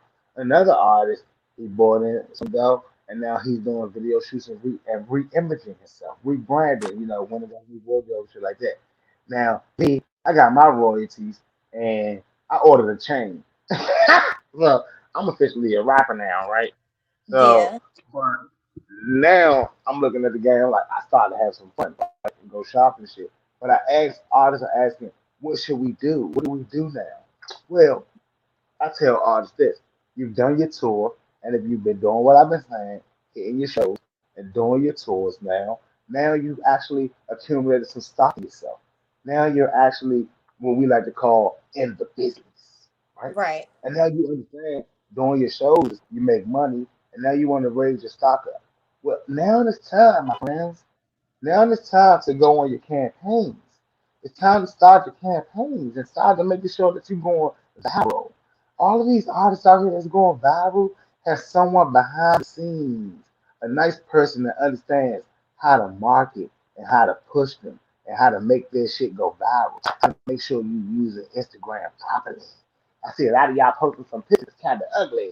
Now I'm not gonna say nothing about your ugly faces, but what I am gonna say is you got to start using different types of camera phones, man. If you don't have an iPhone and you got royalties, go buy an iPhone, please. I hear you keep, yeah. You said, sounds good. And now a lot of you artists are not understanding that the pictures that you take, when people look on your page, these are pictures that tell if you're glowing up, if you actually like making moves in the industry, or if you just like real life, like scumming it, right? So you gotta be careful about some of these images that you're putting on your social medias, and especially when you're trying to glow up and you're trying to attract the labels, you might want to start actually doing stuff. You look at other artists' pages and see how they're using their pages. You know, like recently, an artist asked me, "How can I want to fix up my profile and I want to make it look good? What should I? How should I make my profile look, my bio look?" And he said, "I said to him, well, let me see your bio," and it was not really good, right? I said, well, you need to look at somebody's bio and look at how that looks and then do it. He said, well, who bio should I look at? The only person I could think of at the time, I just blurted out Drake's. I was like, I mean, not Drake's, but look at Drake's. You know what I'm saying? And he was like, oh, that's a good idea. You know what I'm Mm. saying? Now, what I'm saying is not necessarily Drake, but whoever your favorite artist is, they leave footprints behind, right? If you look at your favorite artist and you see your favorite artist is doing um 100,000 views on a video and 5,000 likes, 10,000 likes on a picture and shit like that, why do you think that you're supposed to be in the same league with them if you getting one like and 20 views and shit? Like, what makes you think people supposed to look at you? And if you're not gonna move how the people move, and that's why I keep telling people, originality, my friends, is over. You know what I'm saying? Like all the original stuff has been done. If you're gonna do Yep. something original, it won't be in the music industry. It won't be in the music industry. Build something, create something, and, and, and do that because the music industry ain't ready for no what you call original. And all these people that y'all think is original, they not. They like to do these things called samples and covers and imitation of art. And well, you can always tell who's someone's favorite or who they listen to growing up, you know, is Mm. in their music. So when you artists are asking me, what should you do now with your royalties, and what should you do now with this newfound success that you're having? Well, you should do it all again. Everything you did to get that, you should do it. But now it's time to invest your money back into your career wisely. Because for all those career opportunities that you was asking, people were asking you, what's your budget? What's your budget? How much do you have? And I was telling y'all, you don't use your own money. You accrue your budget by putting in your work. And now you know what your budget is. So you now hit those people up or hit those opportunities up, and get to work. Get to work because Yeah. now you have a budget. Now it's not about I'm making money, I'm gonna do this, woo woo woo. No. All those things that you wanted to do that you didn't have the budget for, now you have it. Now the music, now you have to step up to the plate. And Okay. this is why I tell all you artists, it's not about your music. Y'all are not on because of your music. Well, some of y'all are not on because of your music. But a lot of you are not on because you're not taking and investing in yourself and putting back something to make something. You know? I mean, like I said, just because you have a house and you buy your house off, if you don't pay your electric bill, your light's gonna go off. You don't Fact. replenish the food in your refrigerator, it's gonna go bad. The food that's in there is going to grow old and get molded, and eventually it's going to have to be thrown out, and you have nothing. So you have to think of your career is the same way that you think about life. The same way that that boss that you was working for, and if some of y'all, whoever was blessed enough to make it up to a management position, y'all know everything to make that company run. Now you know what it takes to make yourself run. You had to order inventory. You got to order yourself inventory. You got to take care of this stuff. So that's what you do with your royalties. Facts. It's called residuals for a reason. You can always make it back. You just got to make sure that you make it more than you were before, unless you just want to be complacent and then do you. Now, Jezebel, this week has been crazy on some other stuff. Like Facts. the Chauvin case started with the George Floyd situation. It did. Hold on, let me get my phone because my phone was on a charger, so I don't have my notes. Hold on one second. All right. I'm coming, y'all. I can still hear you, Six, though. I'm right here. Yeah. Yes. Now, So the trial has begun, and they've had various medical examiners speak on the cause of George Floyd's death. And carry on. now, this case is about to push the envelope of all policing, but especially the policing in Minnesota, right? I've actually been following this trial. I've been waking up Monday and turning it on, and then Tuesday, and then every day it's been on. And I've been fascinated by how this trial is going to change the landscape of policing. Mm-hmm. And I'm also watching the change in the landscape of America, right? Yeah. We're not afraid to attack white people publicly, but we still haven't punished them yet. So I'm waiting to see what happens with this outcome. You know, I don't like any other line of questioning that's been going on with this case, but I am learning a lot about Minnesota Police Department, and they got to do better in Minnesota. I actually don't think I want to ever go to Minnesota or Minneapolis for that matter, based on how their police rules are. I want to go to the Mall of America. Yeah, me too. I do, but I'm afraid that I'm gonna have to like go in, have security to walk me around, make sure the cops don't kill me and shit. You know what I'm saying? Like, what the fuck? Yeah, they have a lot going on. I'm with Charlemagne. I stand with Charlemagne on what he say about basically taking the police pensions. Like by penalizing the police, they'll think twice before they actually do the acts that they've been doing. Uh, Other than that, a simple firing, but I'm But still they my do, pension they do is take, not they going do to rip. take their pensions. Not all the They, time. I don't well, think yeah, so. I think that's why they do it. They're able to kill so carelessly. It's no real punishment. Like all you really get is a firing. That's it. You but get fired, let me tell y'all, let pension. me tell y'all something that a lot of people don't know about success, right? Success used to be K-Ron, and K-Ron, when he was growing up, wanted to go to the NFL. When the NFL didn't work out, K-Ron wanted to be a police officer, right? So what I did was when I got out of the Navy, because I was an MP in the Navy, when I got out of the Navy, I went to be a DOD police officer. That's a civilian police officer for the military, right? And with that, I had to take police training. Now, the reason why I didn't become a cop in the long run was because I was making more money as a DOD police officer, right? Now that's like the same jurisdiction, but it was just I only had jurisdiction on military bases, right? On two military installations. So now with that, I had to take police training, and what I learned in that is there's a lot of things that they will never tell the public, right? But Mm-hmm. there's a budget.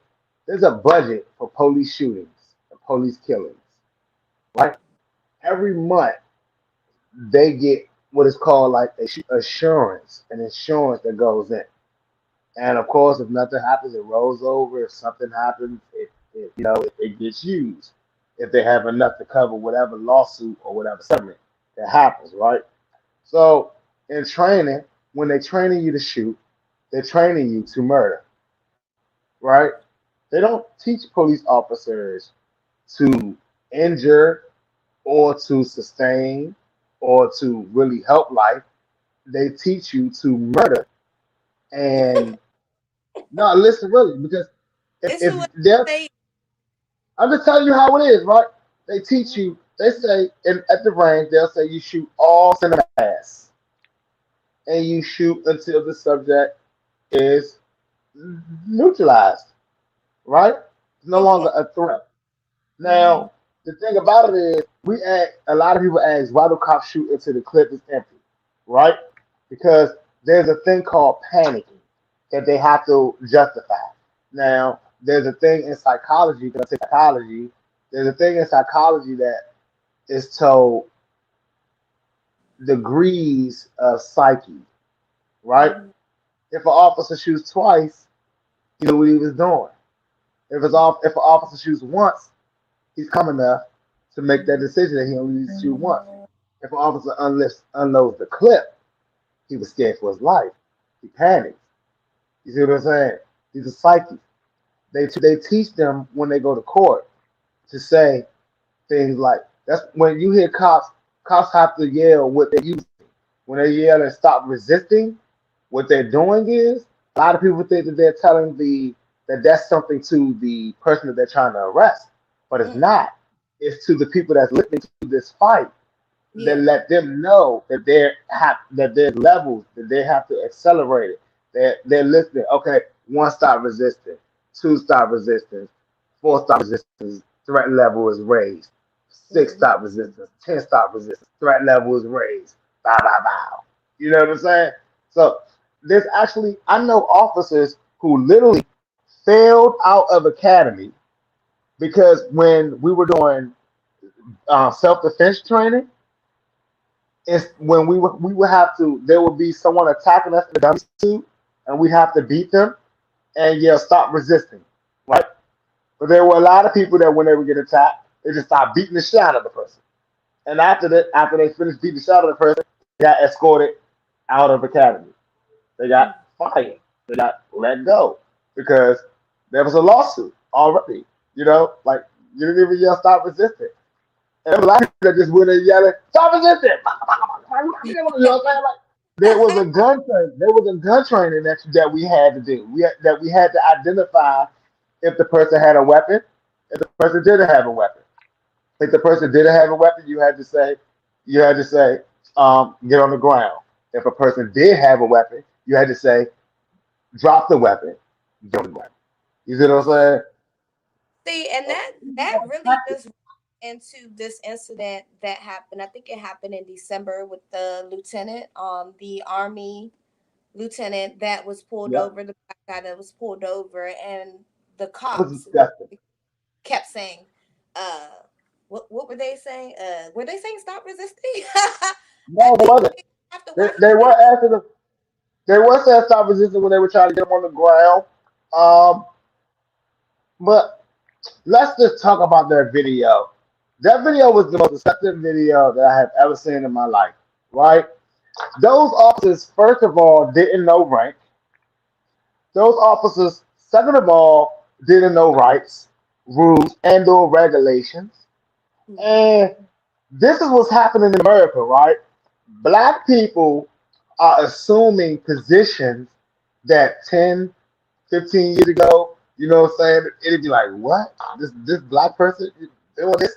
You know what I'm saying? But now we're doing it like every day. It's like regular now for a black person to be a CEO. You know what I'm mhm, saying? It's regular for a black person to be a lieutenant now. You know what I'm yeah, saying? You know what I'm saying? Like these things are like normal.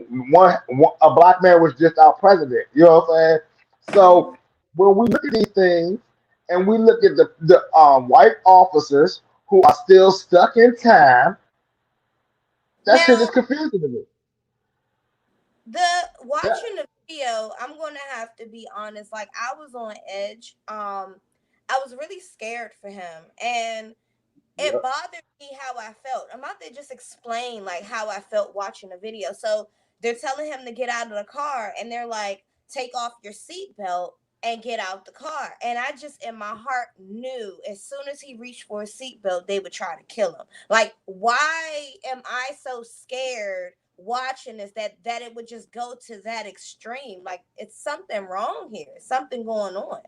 Um, Yep, yep. it's just And crazy. that's the same way I felt. I felt like they were waiting for him. They wanted a reason to kill him, and you know why? Because dead people can't make cases against the police, and they rather kill a black man so they don't have to build a case. And now they wearing these damn body cams that don't seem to even matter.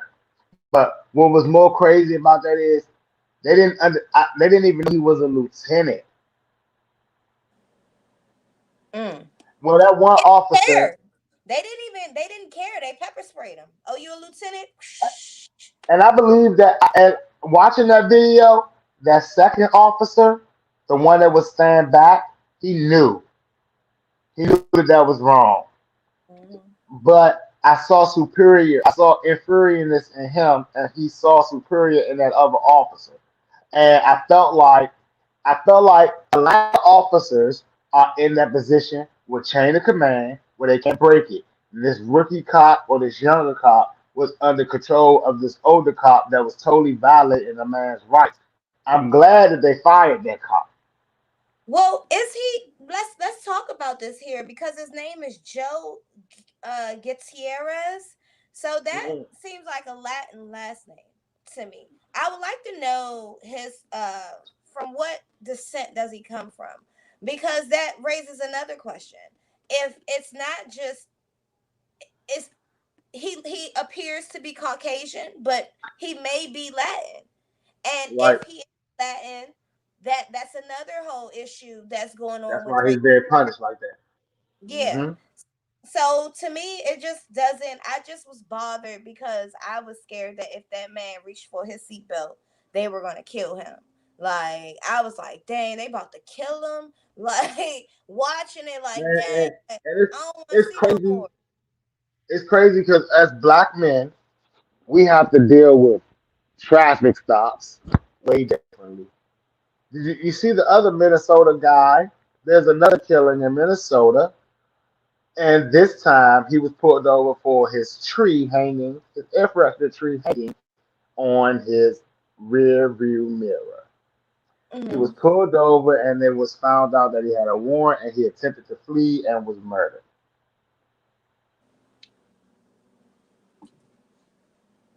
So Minnesota is definitely under fire. Police are under fire, and it's never going to change. Now, we say there was a rapper this week that got his music able to put back on Spotify or Okay, on. so along with the racial injustices and issues that's going on right now, there has, of course, we are all familiar with the Stop Asian Hate movement that's going on. I just want to make sure that I use the correct words as I explain this. So YG, the rapper YG, had a song called the name of the song was Meet the Flockers. And in the song, previously before it was edited, he had a verse in there basically talking about going to Chinese neighborhoods and robbing them because they're known not to have bank accounts. So they're known to have plenty of cash in the house laying around. Wow. So the Asian community got wind of the song. I mean, the song is old. It's been out since 2014.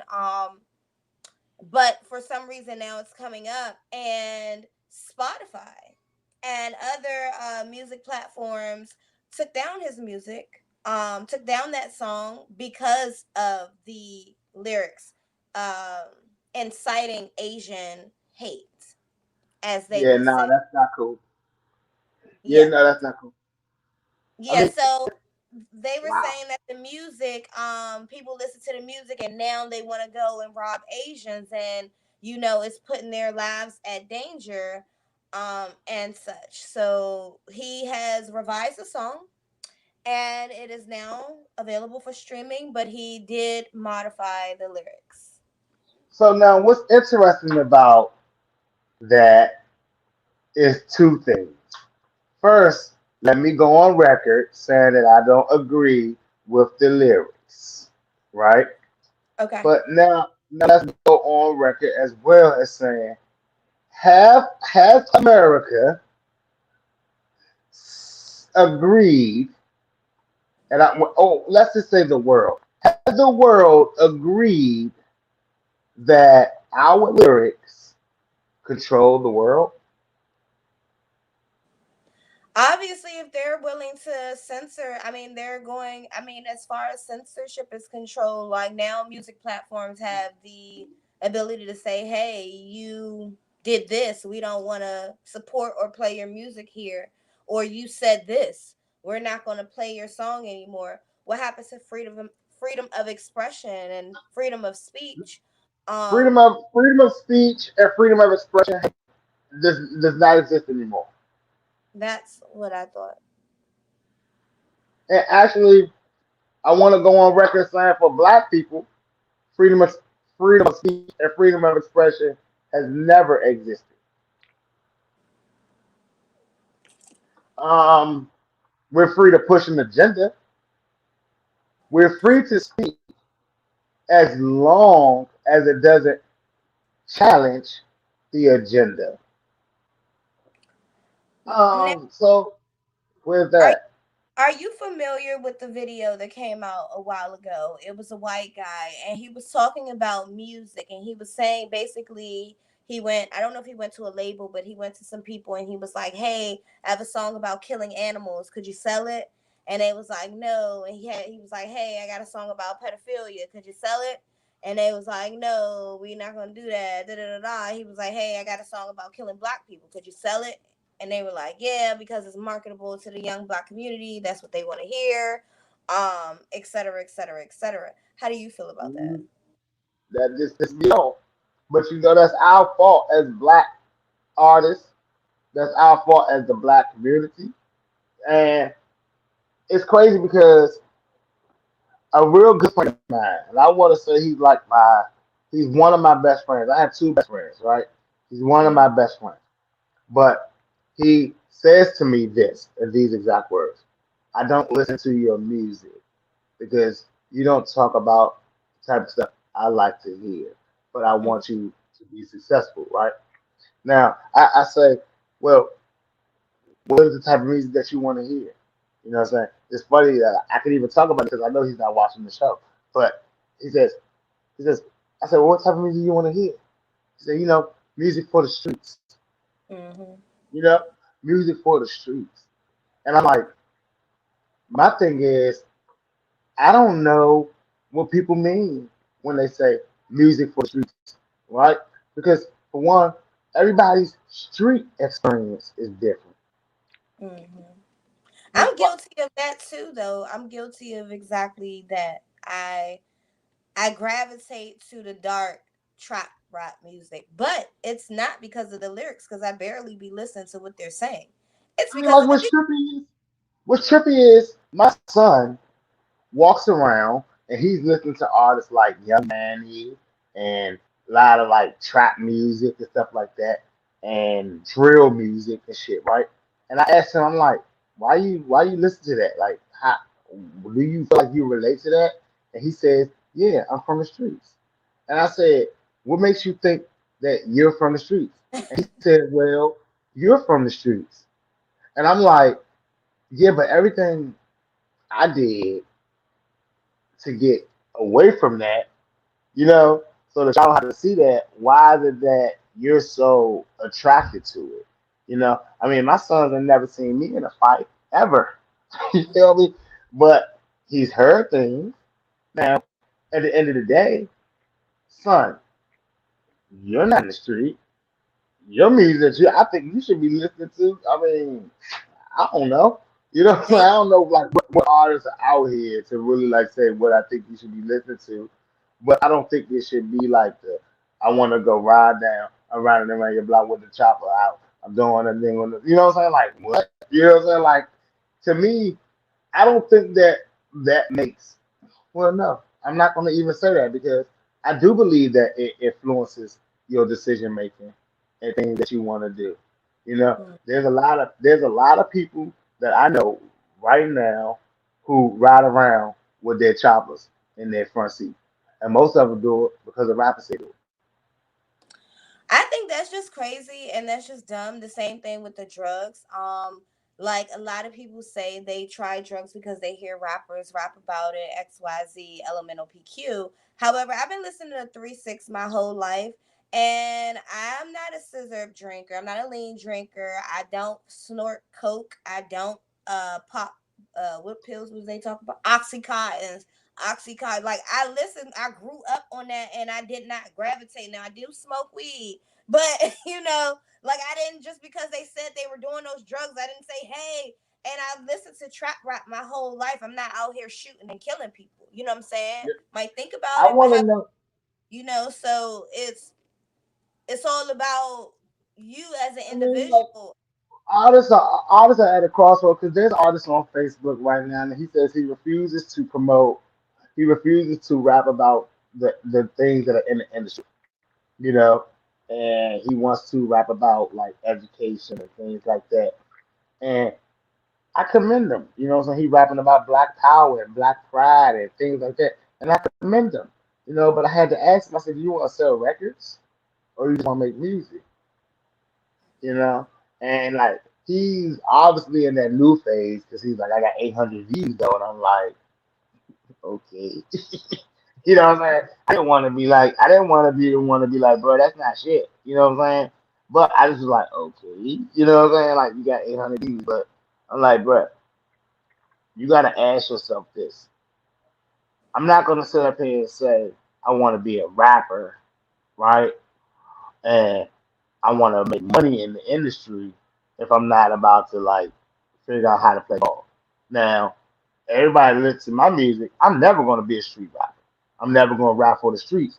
But when we have blueprints out here that I keep telling everybody that keyword blueprints, there's a lot of artists that show you different lights and different ways to advance. I mean, let's let's just take Flow Rider for instance. Mhm. Now he started with what slip and slide, trick daddy and all them fools and shit, right? I mean now look at him now. Look at artists like Pitbull. You know what I'm saying? Like shit like Yeah, flow. that. Yeah. Look at artists like Kendrick Lamar. You know, we ask ourselves the quality of artists that promote the violence over the quality of artists that promote music. It's not even close. Mhm. It's not even close. Not Yeah. even close. Even an artist like Two Chainz at his level Right and now, his yeah. success, because he's not gonna come out of that trap. You know that lane that he's in. He ain't gonna hit a Lil Wayne status. You know what I mean? Lil Wayne gave us lollipop. Where's your lollipop? Where's his version of that? You know? Mhm. I mean, like, come on. A lot of people ask, why is Kanye West worth $6.6 billion? And a lot of people will put him at the this. I find it ridiculous when I see people put him anywhere lower than number two on the rap list. Right? I find it ridiculous when anybody put him lower than number two on the artist list. It's Pop, Why? it's Kanye, and then anybody else I want to put after that. I don't give a damn. Right? But we ask why is he the most richest rapper in the game? Well, he's no threat. He's never been a threat. He came out in the pink polos telling y'all he was gonna rap through the wire no matter what. You know? Then he told y'all how when it all falls down. You know? He gave y'all he gave the whole industry a whole nother lane, a whole nother light of popularity that could be taken in the rap game. Because now you ain't gotta shoot them up. You can talk about being fly. You can talk about being fly. You can talk about your dreams. You can be vulnerable. You can do all these Mhm. things, but you cannot be a threat. I mean, y'all think Jay Z is a billionaire because of when he stabbed up and beat up the person that bootlegged his albums? No, he had to change his whole image. I want Mhm. to talk about how Kanye changed that image for him because everyone's gonna hate me. But we all know in '96, Kanye started working with him, and then he started selling his records and shit like that. But that's neither here nor there. Again, I don't understand why anybody puts Kanye West. lower than number two. But what I am going to say is this: in this game, we understand music influence you, but we can't be in this music and say we're not gonna play ball. We can't just come out of the drum and be like, I want to make educational rap and uplift the people. And well, that's Christian rap. You want to be Lecrae and them? Go ahead. Yes, you can sell records. Yes, you can do that. But at the end of the day, guys, the whole theme of this show, I'm guessing, is you're gonna have to go to them labels. You're gonna have to give up something, some masters, some publishing, some songwriter credits, something. A lot of y'all asking, it's gotta be worth more than that. No, it don't gotta be worth more than that. Because at the end of the day, it's all about workloads and what you put in there to make that joint make it worth more than that. And for a lot of artists, y'all don't understand how to raise your stocks up and you don't understand how to keep working. And when you ask yourselves why rock stars last so long, well, they tour until they're 100. Rappers, rappers, we do. I mean, how often you see a rapper go on tour? When a rapper on tour is probably what, once a year, twice a year, you catch a rapper on tour. Mm-hmm. But you can catch, but if you was like some rock shit, you be like, you can catch a rock show probably all year round. Yeah. Follow them. They call it, rockers call it world tours. Mm-hmm. You know what I'm saying? Artists call it whatever that album is tour. And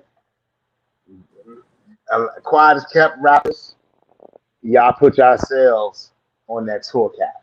That's something that can never stop.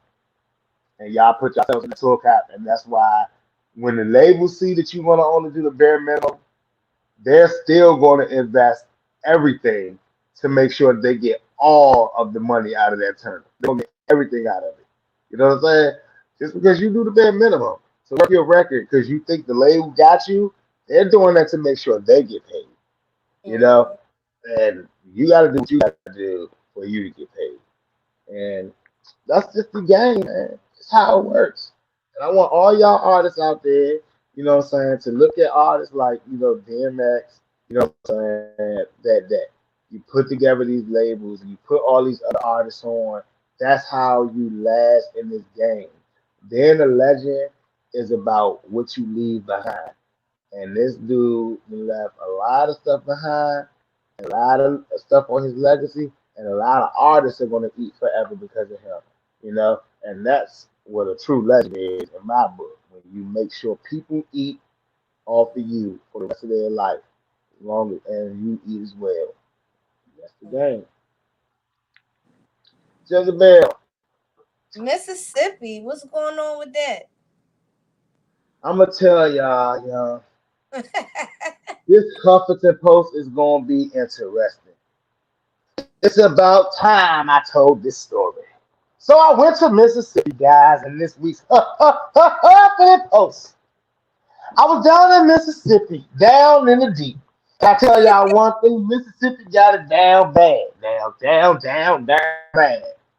Now, I should have known something was wrong when the J's that they was rolling was the size of Bony Tony Bonies. And I felt like if a guy made a dub into four J's, that guy has a problem.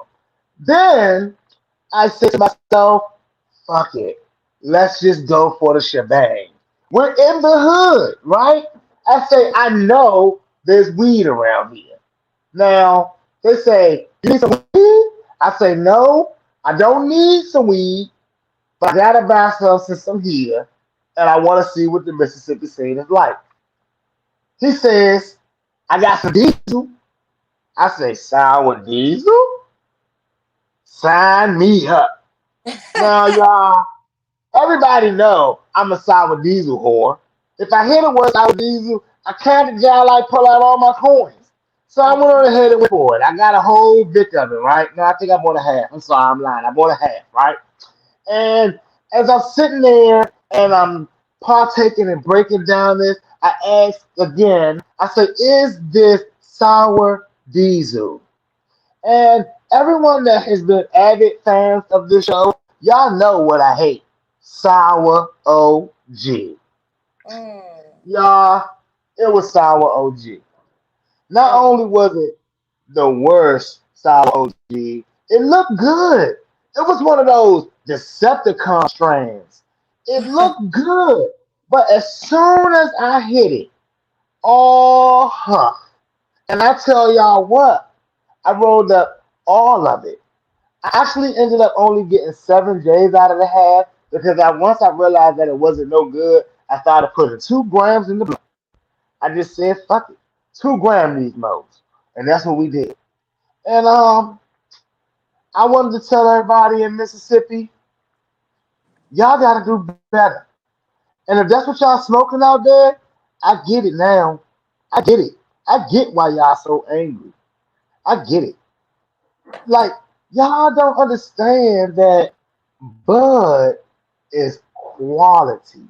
Now, if someone out there in Mississippi got a good strand and want to tell me that they know where the wrapper is or the really good exotic is and the really high strand, be my guest. I'm about 5 hours away, and next time I'm down there, we got to do better. But I'm going to tell y'all like this. My experience there, as far as the bud go, you guys got to do better. And rolling up Bony Tonys, I don't know if that's a Mississippi thing, but rolling up So a dub is Boney not Tony. 4 J's. A dub is 2 J's. 2 J's. Really 1.5. But I'm gonna let you go ahead and put a gram in the joint. A dub is But 3 J's. nah, Jezebel. Don't smoke the Listen, people. let me You let me don't tell smoke you, every dub. let me tell you, Jezebel, the only way that I will give you a pass of making 3 J's is if you're doing sheets and funnel, right? But he wasn't. For the record, he was smoking a cigarette, and that's disgusting. So he put 4 J's of a cigarello. The J looks so small. I don't know if y'all remember when you used to roll up and practice smoking with the paper in the house. That's what it looked like.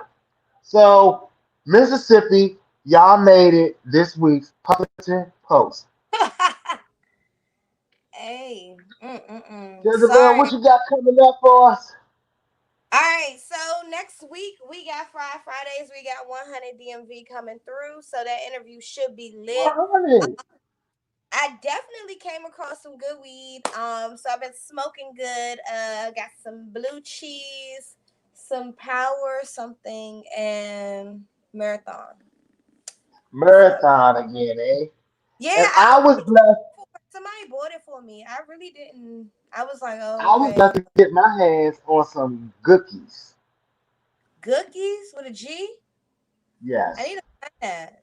I need to It find is that. great. It is great. I actually took a look at it. I put my good eye on it, and I went on ahead and grabbed up a zip, and I'm Okay. enjoying it. I've been enjoying it since for about a week now. Um, I also got my hands on some White Widow and some sherbet. So yeah, it's been pretty good so far on the home front. All's been well. I've been staying away from the north side, also the west side. Riverdale, Riverdale redeemed themselves, y'all. I want to let everyone know that Riverdale has officially redeemed themselves. They bought me some runts, and they told me it was real runts. So I knew when they said real runts, the last time they said it, it wasn't the real one. All right, y'all. So Riverdale's redeemed themselves, and at this time, you all should be flicking off those ashes, throwing them into the ashtray, getting ready to roll up another blunt, because I know I am. Jezebel, Hey, we Sixxcess. out. Bye. Thank y'all for watching.